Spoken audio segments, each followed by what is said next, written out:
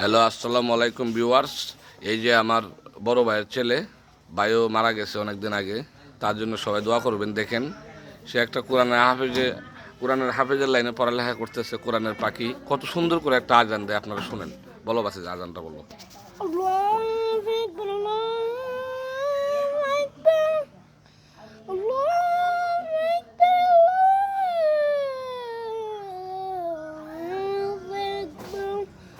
أشهد لا إله إلا الله أشهد لا إله إلا الله أشهد أن محمد رسول الله أشهد